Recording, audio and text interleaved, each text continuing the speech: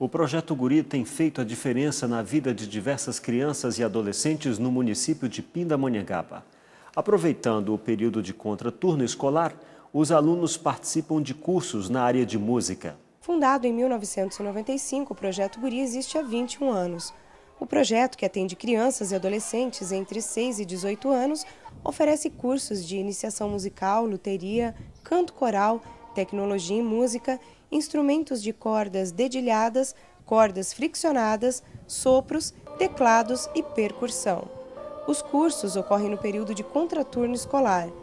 Em 410 polos do ensino distribuídos pelo estado de São Paulo, são mais de 50 mil alunos atendidos por ano. No total, o programa já atendeu mais de 600 mil jovens.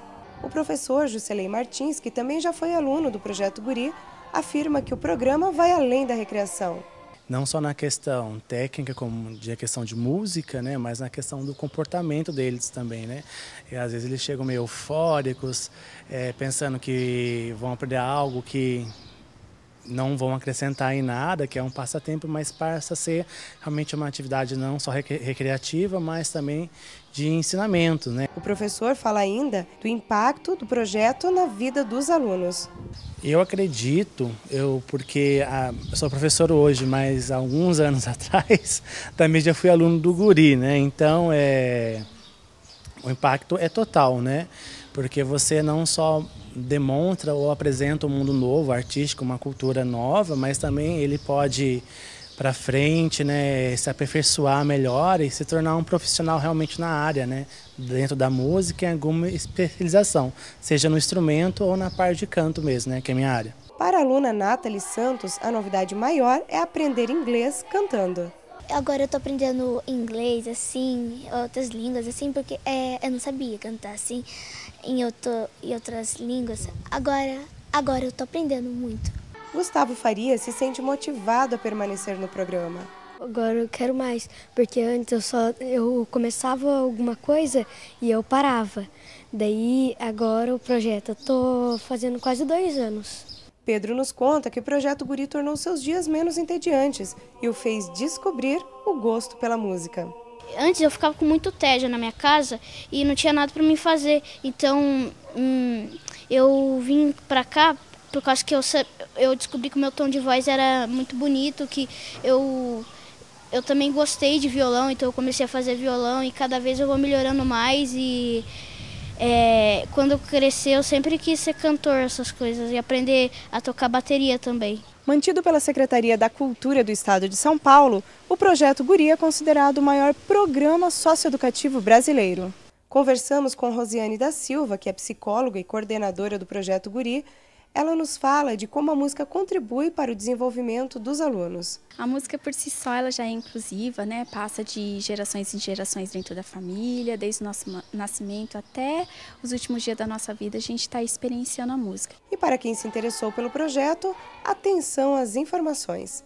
Em Pindamonhangaba nós temos 3 polos do Projeto Guri, um em Moreira César, um no centro da cidade e outro aqui no Araretama. Nós atendemos em média 600 pessoas por ano. O público-alvo são crianças e adolescentes e para estar se inscrevendo é só ir até o Projeto Guri mais próximo com a documentação na época de matrícula. Ano que vem nós abriremos a matrícula novamente em janeiro.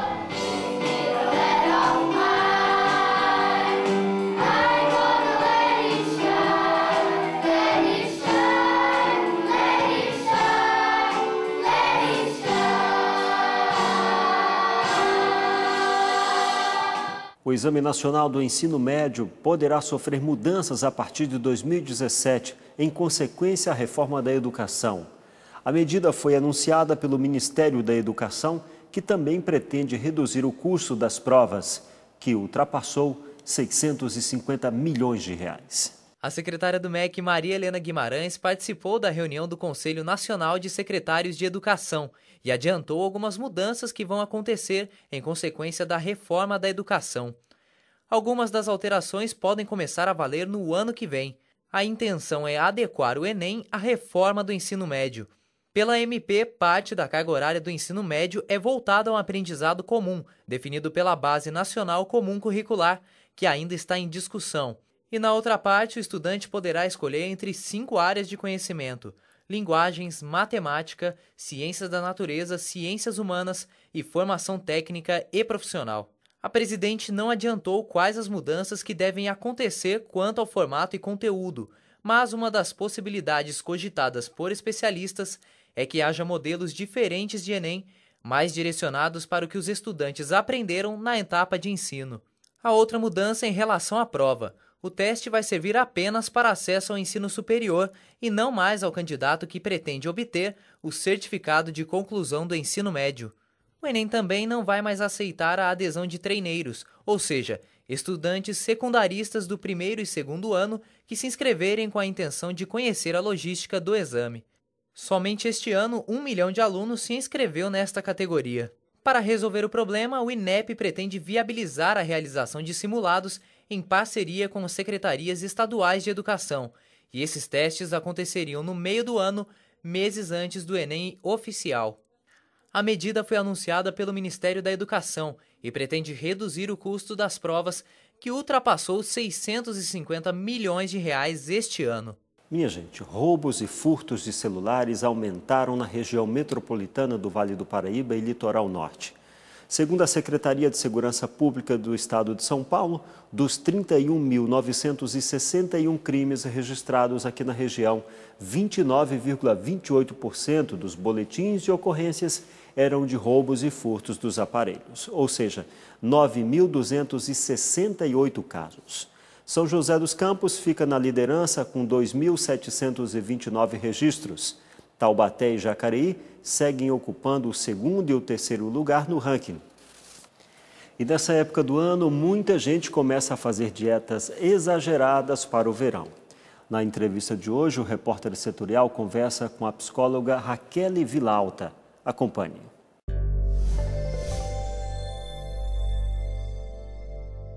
O verão está chegando e nessa época as pessoas ficam muito mais preocupadas do que em qualquer momento pelo chamado corpo sarado. Eu tenho a impressão que deve ter sido num verão carioca a 40 graus que o Vinícius de Moraes e o Tom Jobim, inclusive, encontraram inspiração para observar bem a movimentação da Garota de Ipanema e transformar num clássico que é mundial. Pois bem, nós vamos falar hoje sobre esse assunto, corpo sarado. E é uma coisa bem interessante. Raquel Vilalta é psicóloga, até aqui conosco. É bom, né, a gente estar com o corpo sarado, mas essa preocupação excessiva pode revelar algum tipo de patologia, Raquel? Tudo bem? Tudo bem, Cataldio. Agradeço o convite de estar aqui mais uma vez para a gente falar desse assunto que agora é tão mais cotidiano, né, do que todo o restante do ano, principalmente no verão. Existe uma busca grande das pessoas por exercícios físicos, academias, você vê mesmo a movimentação maior nas ruas, né? As pessoas, as crianças, os adultos vão buscando esse cuidado com o corpo.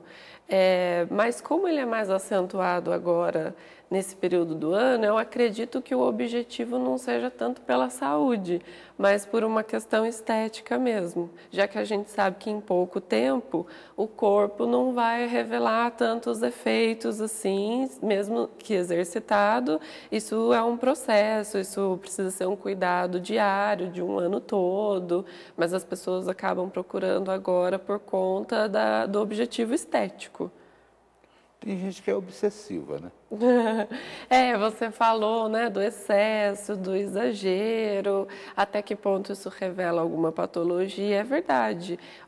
Hoje já existem algumas indicações médicas, psiquiátricas, de que os profissionais de saúde, principalmente, precisam estar muito atentos a pessoas que ficam muito obcecadas até num estilo de vida saudável, como se diz, né? Que é uma dieta muito regrada, um grande número de atividade física semanal ou diária e prejudicando até outros pontos da vida da pessoa. Do ponto de vista teológico também, cuidar do corpo é algo que é importante perante Deus, porque o corpo nada mais é do que um templo em que Deus habita em nós, né? Agora, eu acho que nem Deus vai gostar muito do camarada sair obcecadamente fazendo essas coisas todas, com medo de envelhecer ou de ficar mais ou menos bonito, porque tem gente que é tão obcecada que fica renovando botox de 3 em 3 meses, 6 em 6 meses. Isso é uma coisa que, sei lá, vai acabar levando a um desgaste físico, penso eu, na minha modesta opinião. Eu acho que a gente está falando de uma relação superficial com o próprio corpo, né? E daí você está falando de medo de envelhecer. Eu acho que a gente pode pensar nessa perspectiva, mas o que eu vejo também, inclusive alguns estudos vêm levantados, é que com a tecnologia invadindo a área da saúde, né? Então hoje o ser humano pode fazer vidas dentro de um laboratório, o ser humano pode concretizar uma prótese, uma parte do corpo artificial que salva vidas até, né? Isso é um grande ganho, mas existe um uso da tecnologia dentro da área da saúde, em termos até de ganho, né, de salvar algumas vidas, enfim. Mas eu acredito que isso vai trazendo uma ideia, uma noção de infinitude, se eu posso dizer assim, né? A gente não vai lidando com a finitude e com o desgaste, como você falou, desgaste do corpo, desgaste das funções mentais, então a memória vai ficando diferente conforme a idade vai passando, o vocabulário talvez vai ficando um pouco mais difícil de lembrar algumas coisas, de articular algumas ideias, então acaba havendo um desgaste não só do corpo, mas de outras funções mentais. E a gente não fala disso, a gente não lida com isso, porque existe uma ideia de que a finitude ela pode ser ultrapassada. Pode ser ultrapassada pelas tecnologias e também pelo conhecimento humano. Bom, nós estamos falando aí também de alguns recursos, né? Fora o recurso da academia, da ginástica, né?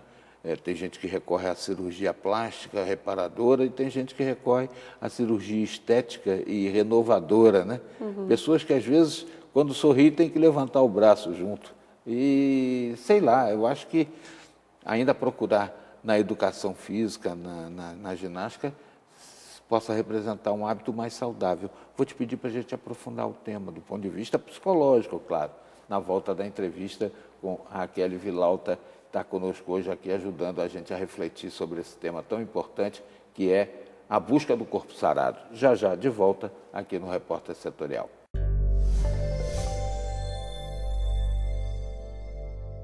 A seguir você vai ver porque o Brasil está entre os 10 países que mais desperdiçam alimentos e porque a região do Vale do Paraíba é destaque nessa estatística. Continue com a gente, o Repórter Setorial volta já já.